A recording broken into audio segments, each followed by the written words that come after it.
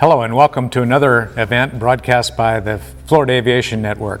I'm Ron Timmermans, one of the many hosts for the Florida Aviation Network, and we're broadcasting today live and in the clear from the Sun and Fun campus in Lakeland, Florida. Yes, this is 2021 Sun and Fun Aerospace Expo.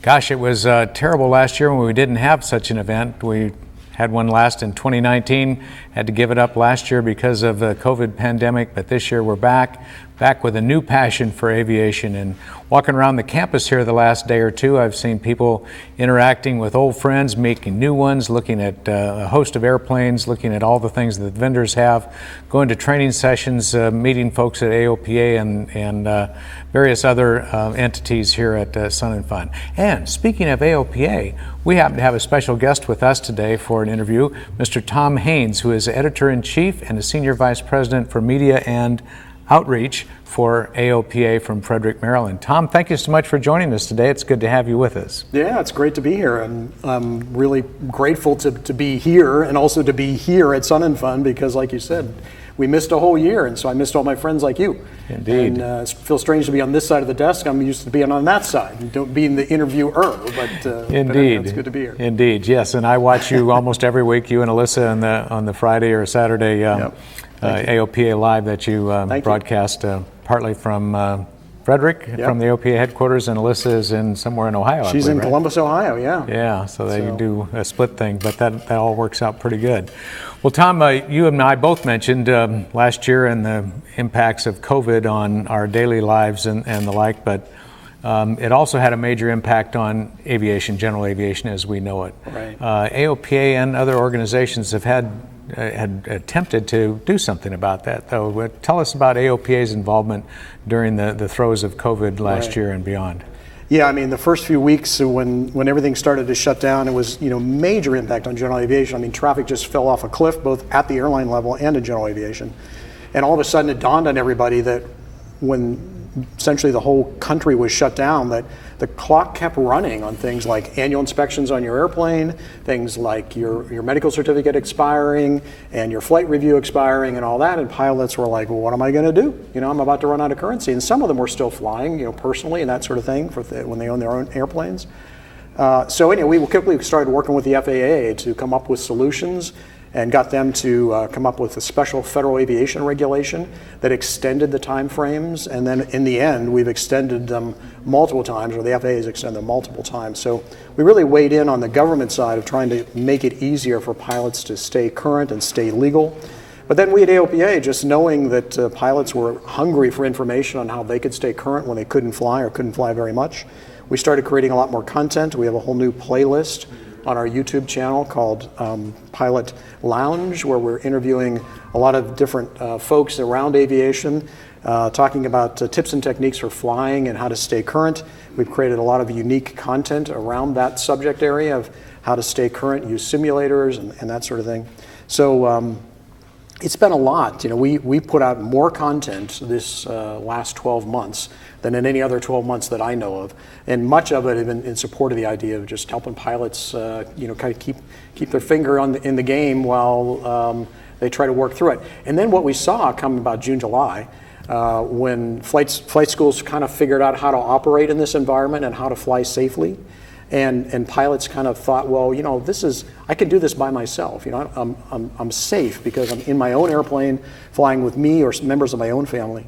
And so they could go out and fly. And general aviation traffic, starting in about July, actually climbed above same period in 2019. And we've been running, particularly on weekends, 30 and 40% above 2019 numbers.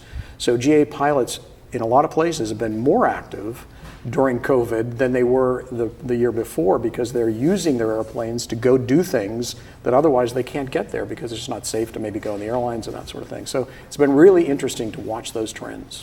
It has, and well, thank you also for all that AOPA has done to help pilots interacting with government to get extensions on the requirements that we have and the like. That's all wonderful and a great thing for our Aircraft Owners and Pilots Association to do on our behalf. How many members do we have in AOPA now? Do you recall the number? Roughly? Yeah, it's around 325,000, a little bit north of that. So yeah, we're doing very well. Pilots are still very engaged, and we're really happy about that. That's good. That's good. And many of them are out there flying. Interesting, you would say that the general aviation traffic is up starting in June and July of last year. As a flight instructor, I was detailing the number of hours I flew in 2020 and the number of hours I gave flight instruction. And interestingly enough, I had more hours of flight instruction just by a small amount in 2020 than I did in 2019. Right. So I attributed that to people getting out and saying, hey, I do need to remain current, I need to get an IPC, I need to get a flight review. And then quite a few people bought airplanes. Yes. Like you, I fly a Bonanza, and so that's what I'm the most familiar with, and quite a few people contacted me and said, hey, I bought a Bonanza, or I'm transitioning to a Baron, could you help me with the training in that? Right. So that was quite a few people that did that. So I guess COVID was not all negative. There were some positive aspects of it, or something that we made more positive, like you said. Oh, that's great. That's great.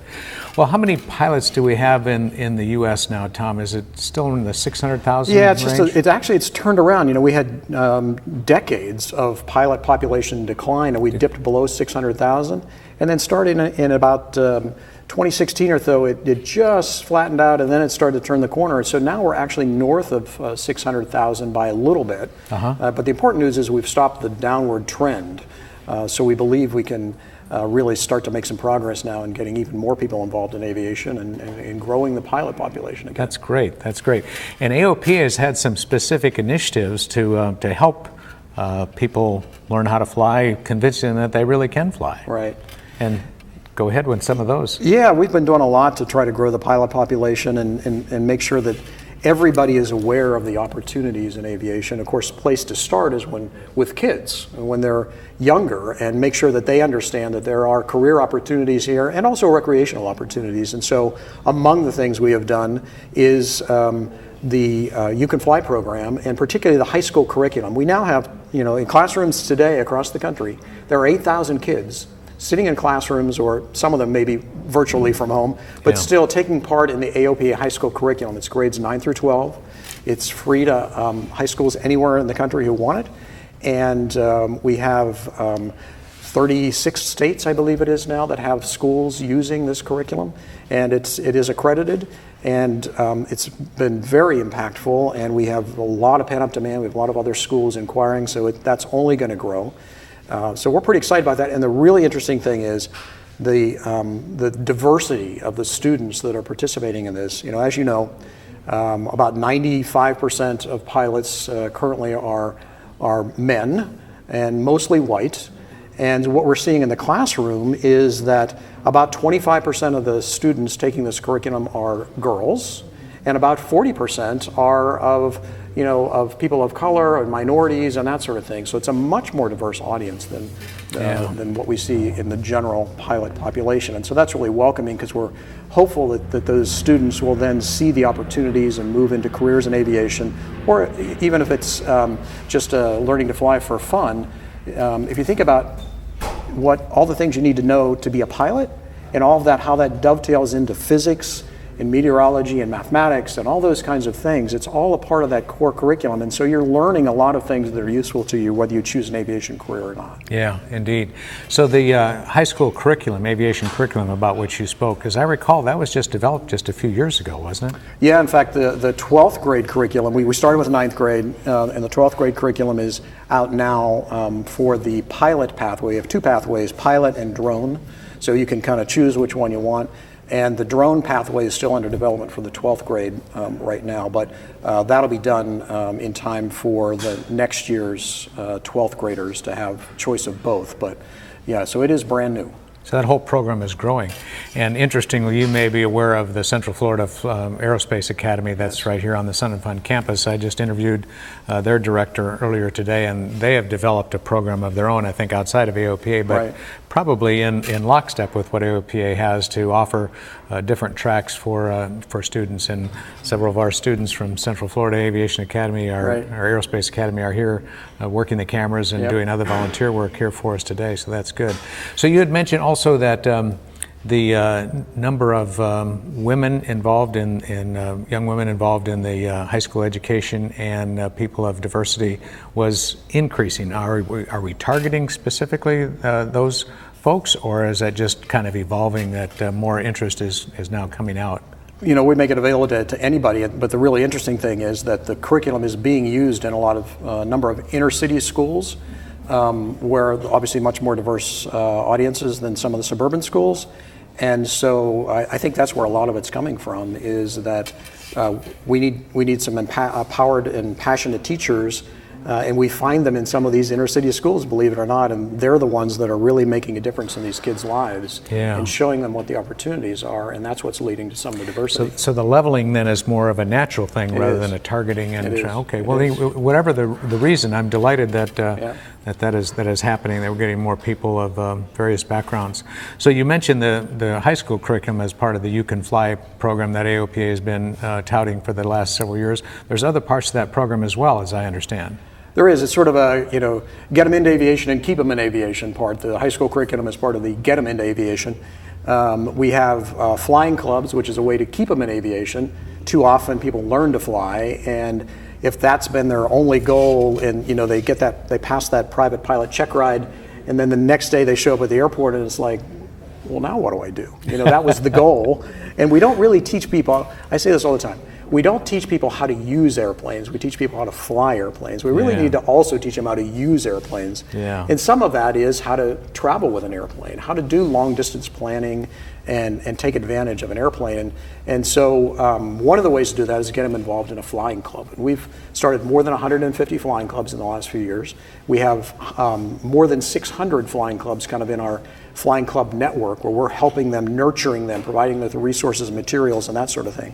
And we're out starting, we have dedicated staff who are working to start flying clubs, because we think it's a great way for people to get engaged in aviation and into a community that will help support them and give people access at a lower cost to a variety of airplanes that they may otherwise not be able to find in a rental fleet, because it is really difficult in a lot of places to find rental airplanes anymore. Yeah, I'm sure. So the flying clubs are a great idea to promote. You mentioned dedicated AOPA staff. I trust you're talking in part about the AOPA Ambassadors that you have geographically located. Yes. And we're we're pleased to have one in Central Florida. There you are. Mr. Jamie Beckett from Winter Haven, just right next door here. He has been prolific in this area of starting flying clubs and talking with pilots and promoting aviation.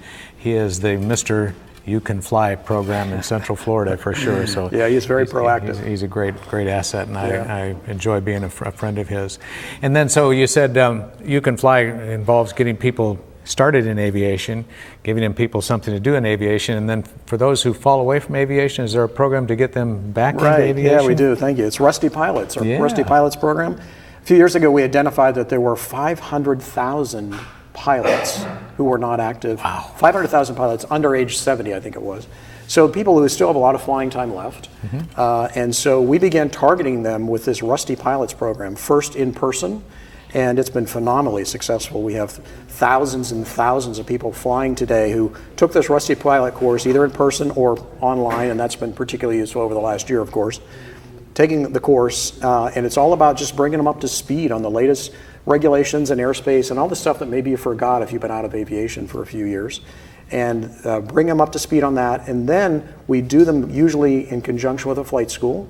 And so we hand them right off to the flight school to sign them up for a flight review, and they go up. And so we've had something north of 8,000 pilots go through the Rusty Pilot program. Actually, we've had many tens of thousands go through the course, but 8,000 then go on to take in their check ride or their flight review, and they're back flying again. And it's really rewarding in that some of them, and we hear about this pretty regularly, they go on to buy an airplane and they really get back into aviation. So it's really exciting to see that. It is.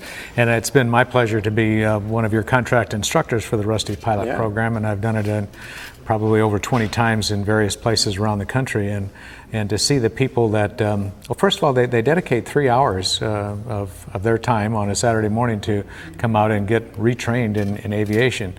And you can just see the light bulbs go off with them when you give a point that oh yeah, I remember that now, or that's something new that I didn't understand before. That's now it's called line up and wait rather than whatever the thing was before that.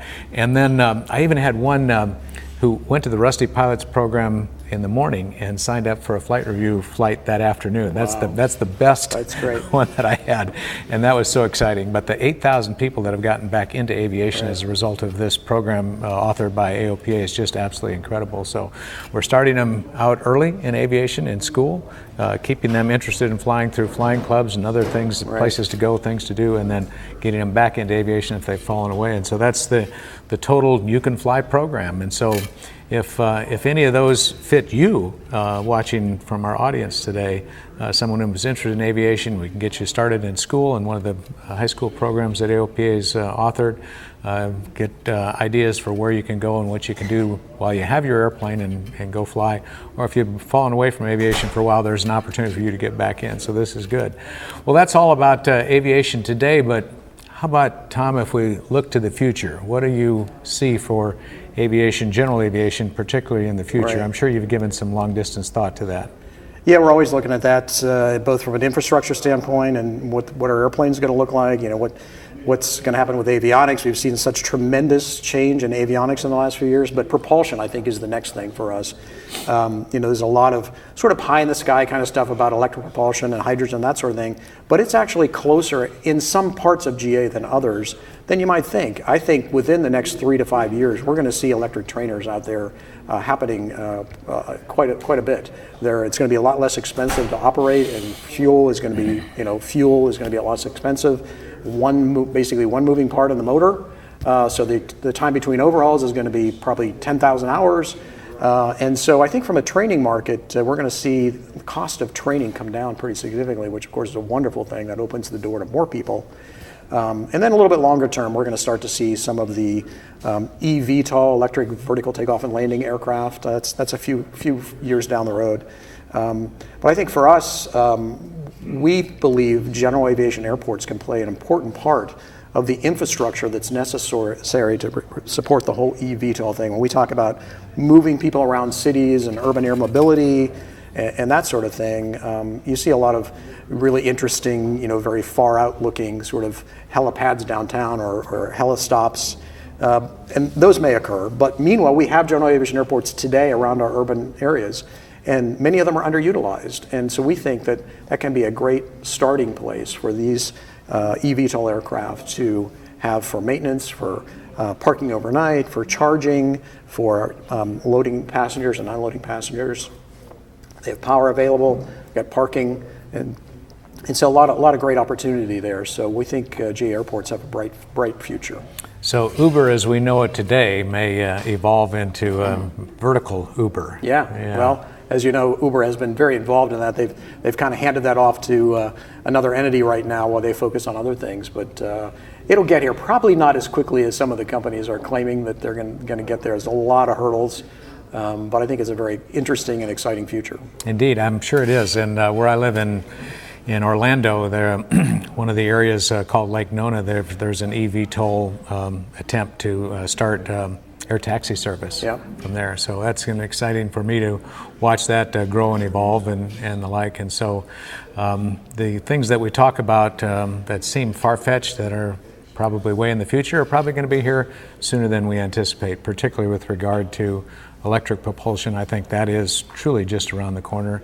And eVTOL and the like, Uber vertical, and we'll see that certainly in our lifetime.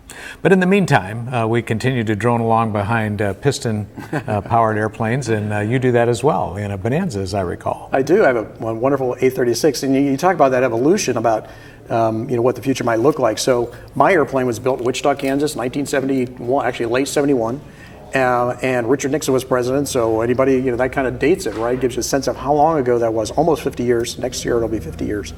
And I can't believe that the people who built that airplane would think that 50 years later, not only is it still flying, it's got a glass cockpit with synthetic vision, and it's got TCAS, traffic information, weather in the cockpit, and just all kinds of pilot situational awareness that just wasn't even thought of even in the 80s and 90s when I was getting my instrument rating and that sort of thing. We just didn't even dream about that kind of thing. And so look at what all that airplane has seen over the years, and the evolution that we've had in aviation is just phenomenal. And so in some ways, and safety is so much better than it was in the 60s and 70s when people kind of think of that as the golden age of general aviation. And I don't know, I think we might be in the golden age right now with the great equipment that we have, the improved safety statistics that we have. So it's actually quite an exciting time. It is indeed. It is indeed. And so I wish you many more years of flying in your Bonanza or another one of your choice, and that'll be great. I too am enjoying wonderful avionics upgrades in our Bonanza, and it's an incredible machine to fly, and situational awareness, like you said, is just so phenomenally greater than it was back in the day when you and I both learned how to fly.